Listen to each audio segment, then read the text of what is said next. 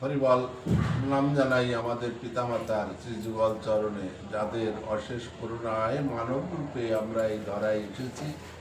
প্রণাম জানাই বাবা হরিচাঁদ শান্তি মাতা, বাবা গুরুচাঁদ মাতা সত্যভামার শ্রীযুগল চরণে। প্রণাম জানাই গুরু গোসাইদের শ্রীযুগল চরণে। প্রণাম জানাই যেখানে যত হরিভক্ত আছেন, যারা আমাদের এই ঠাকুরের গ্রন্থকার শুনছেন তাদের শ্রীযুগল চরণে। আমাদের এই ঠাকুরের গ্রন্থপাঠ চলাকালীন যদি কোনো ভুল ত্রুটি হয় নিজ গুণে ক্ষমা করে দেবেন, আশীর্বাদ করবেন। আমরা যতদিন বেঁচে থাকি যেন ঠাকুরের নাম করতে পারি। জয় হরি। শ্রী শ্রী হরিনীলামৃত 172 পৃষ্ঠা, শ্রীমৎ লোচন গোস্বামীর বিবরণ।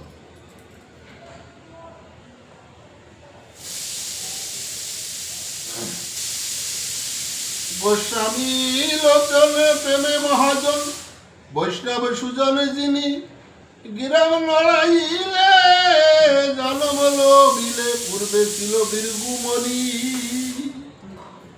তাহলে এই যে আমাদের লোচন গোস্বামী, উনি পূর্ব জন্মে ছিল বিগুরাম মুনি।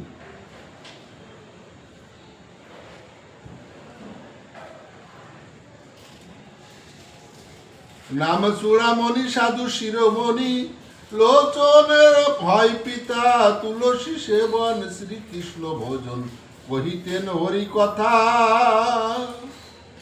তাহার নন্দন হল পঞ্চজন, করিতেন কৃষি কার্য, তীর্থে তীর্থে বাস, প্রায় 12 মাস গৃহ কার্য করে তেজ।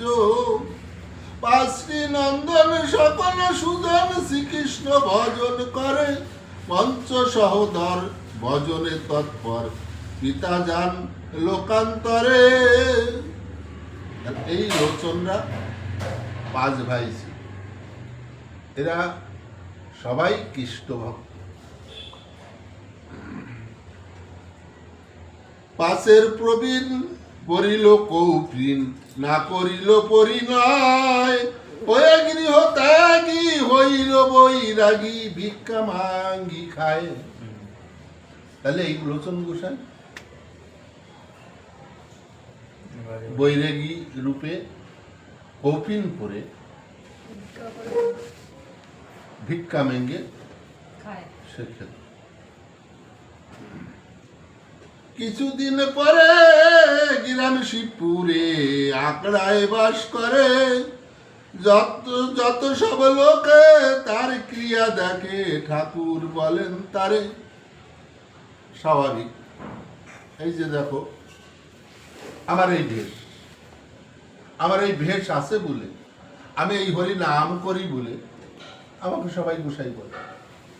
তাহলে এই লোচন গোস্বামী যে ক্রিয়াকর্মগুলো করত, তার সেই ক্রিয়াকর্ম দেখে লোকের ধ্যান ধারণা আসতো একজন ঠাকুর, তাই তাকে ঠাকুর বলে দিত।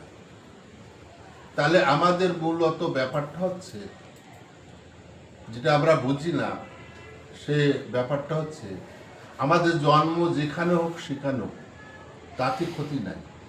জন্মে আমাদের পরিচয় হয় না, আমাদের পরিচয় হয় কর্মে। কর্মে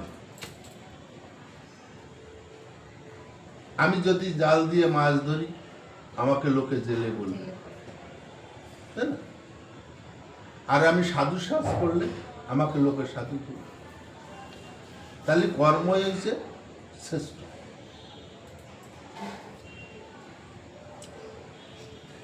লোচন গোসাই দেখে শুনে তাই ভাই গেল গৃহত্যাগী, আমি কি সুখেতে থাকিব গৃহেতে, সংসার ভোজের বাজি। বাল্যকালাবধি করে নিরবধি, হাই সাড়ে কৃষ্ণ নাম, কৃষ্ণ বলে সদা, আর বলে দাদা কেন মোর হলো এ বাম। ডাকি আগে দিনে 3 ভাই, ভাই 3 জনে কহেন মধুর বাসে, আমিও বৈরাগী হই গৃহ ত্যাগী, সবে সুখে থাকো বাসে। লোচন জননী নামেতে আসানি, কথা শুনে মাতা কয়ে, বাসারে লোচন শুনিয়া বচন, জীবন জ্বলিয়া যায়। জনক তোমার হল লোকন্তর, সহদর তব জ্যেষ্ঠ, দুঃখিনী দেখিয়া গিয়াছে ছাড়িয়া, অন্তরে অনন্ত কষ্ট। বলছে আমি তোমার মাতা, তোমার পিতা ইহলোক ছেড়ে পরলোকে চলে গেছে, আমি দুঃখী। আর তুমি এখন আমাদের এই সময় এই যে ভাইদের ভিতর তুমি বলো, তুমি যদি আমাদের ছেড়ে এই সন্ন্যাস দান নাও, সংসার ত্যাগ করো, তাহলে আমাদের কিভাবে কি হবে?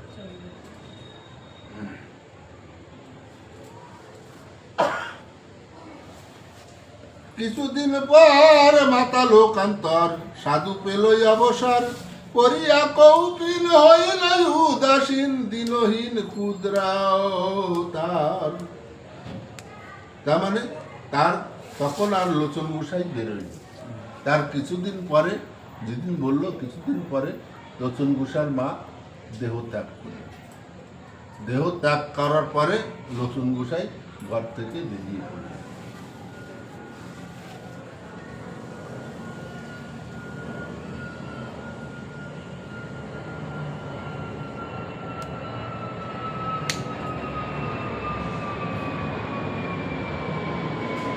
মেঙ্গে খায় ভিক্ষা, নাহি দীক্ষা শিক্ষা, নিজেই কৌপিনধারী, হা গুরু বলিয়া ডাক ছেড়ে দিয়া, হইল দিন ভিখারি।